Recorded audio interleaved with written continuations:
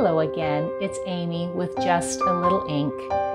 I am an independent demonstrator with Stampin' Up! For almost 19 years now, and I love sharing the things I learn with others. Today I'd like to share with you a gift card holder using the Trimming the Town Designer Series paper. It was something that I was inspired by after a mystery card, I don't know what you call it, a mystery card time with a team that I'm a part of, one that I've been adopted into actually, and I was able to create something and then share it.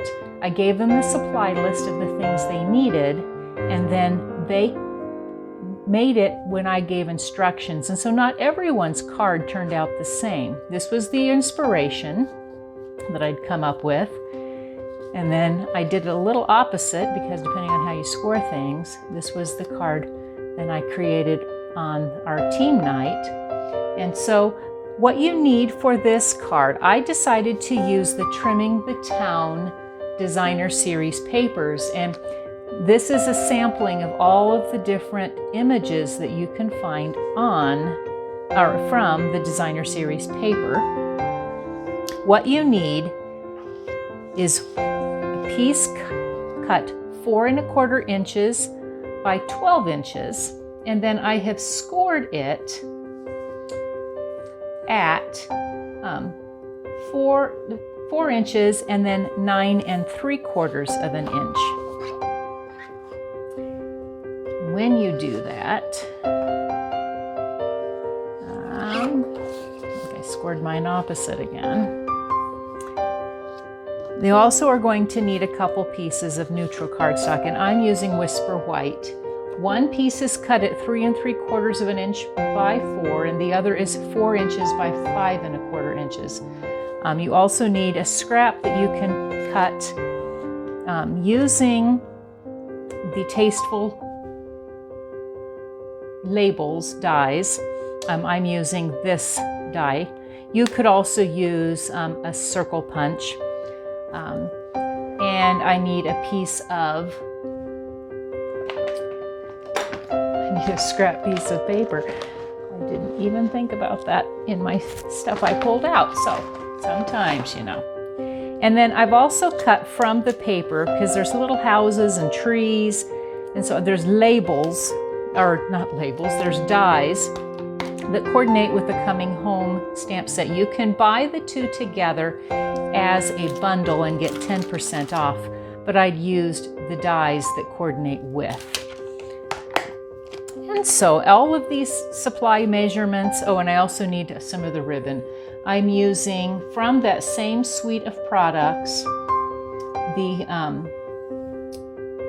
wrapped in, oh my goodness, all the trimmings ribbon, and it comes in both Poppy Parade and Old Olive, and it has this pretty gold edge. So all of the measurements will be listed on my blog, justalittleink.com, and you can order any of these if you don't already have a demonstrator through my website, justalittleink.stampinup.net. So let's get started. And unfortunately, mine's going to be backwards because, as I said, sometimes you score things in the wrong direction. So see how this turns out.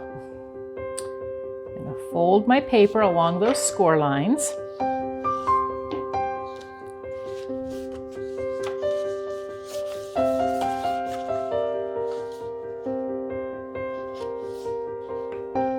Scoring ahead of time helps keep the grain folding at the right amount, and it also keeps you from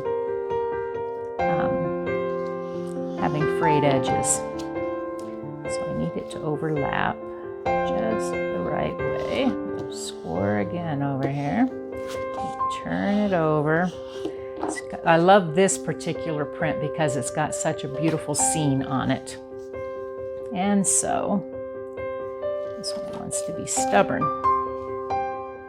You never have that happen now, do you? We'll push this way, and I think we'll be good. Yes, awesome. So I also want to corner round both sides, and so I am using for that the Detailed Trio punch, and one of the three has a corner round. And so I'm going to put it into the guides. It has little guides that make sure I keep my paper going in just right. And it is meant to be done down, so you don't pick it up. A lot of our punches I like to use when I'm looking at them. So I'm just corner rounding the ends.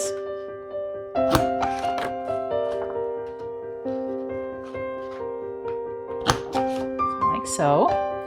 I'm also going to corner round that one piece of Whisper White cardstock, the one that is the 4 inches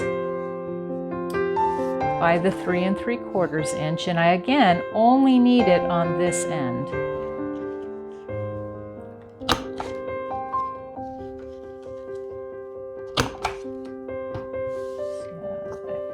So it's going to come on the larger flap, like so. I've already punched, or shall I say, I've already cut using the die series paper and the dies, my house and a small tree. I'm also going to be using for my greetings the Wrapped in Christmas stamp set that is in our mini catalog. And I'm going to use some Poppy Parade ink, which is the red that's in this paper. Stampin' Up! Does such a great job of coordinating both their papers, their cardstocks, and their inks, and so it's easy to coordinate. So I want to put, I'm going to flip these on this side. So I'm going to stamp this Let the Joy of the Season Fill Your Heart. I'm going to put it up here, like so. Set that out of the way. I have a tendency to ink into things, and I want to use our multi-purpose glue. Put a little bit of the glue on the house. I'll share my tip for how I keep my glue in a second here. So then I'm going to put my house down using the glue.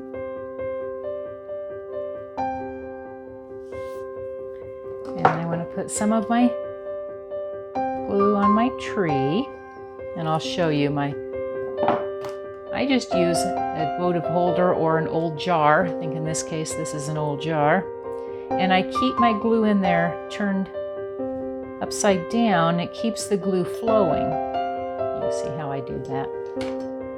So I've got my tree on here. There's just a little bit of interest. Then I want to use my Stampin' Seal. Put some adhesive on the back here. Whoops, not yet. Almost went ahead of myself. Okay. And then I want some stability, so I have a 1/4 sheet of cardstock, just a little bit under. This is 4 by 5 1/4. And I'm going to put it in before I put this other flap down. I'm going to center it on this other side.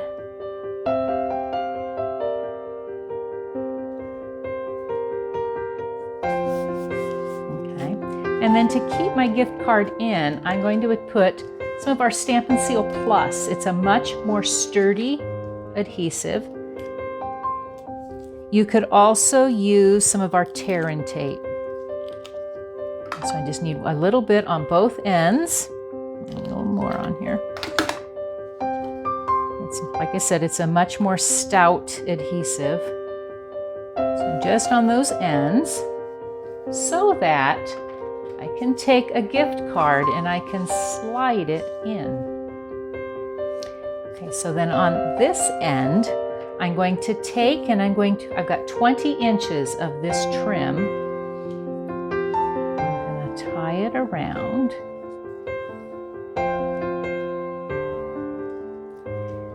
You can kind of determine where you want the bow to be based on the paper. And you're going to get different looks depending on what section of this paper you cut. It's always hard to decide because I love the full 12 by 12 side of it. That would be a little big for a card. So, I'm going to tie my bow. You could tie just a knot if you're bow averse. I have a lot of customers who are bow averse. And I think I don't want it sitting on top of these people. So, I'm going to slide it just a little bit. In fact, I might slide it over so that it kind of comes in between. Like so.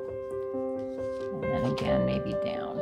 Again, I said you kind of have to adjust it based on what you find. But then I can attach it. Oh my goodness, I'm going to have it there no matter what I do, aren't I?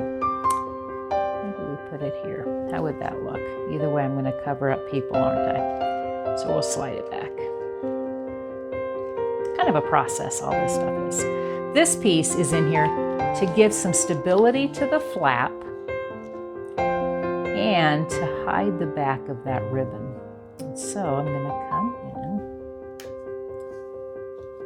in, and I'll show you on the one I showed to begin with kind of the difference between what side you have this cut at. Okay, so then I've got my scrap piece, happens to be a die cut one, but that's okay. I'm going to use the A Little Something for You stamp that's in that same Wrapped in Christmas stamp set. I'm going to ink it up like so. So it goes out of the way. And then I need my 1.5 inch circle punch. I'm going to come in, center my image in the middle there, punch it out. I'll use that for something else. And then I'm going to layer it on the piece I've already die cut. A little bit of adhesive. You could also use the multi-purpose liquid glue. I liked this kind of scallopy edge that this die from the Tasteful Labels die does. Then I want just a few of our Stampin' Dimensionals. I tend to offset 3 of them. Off the backs.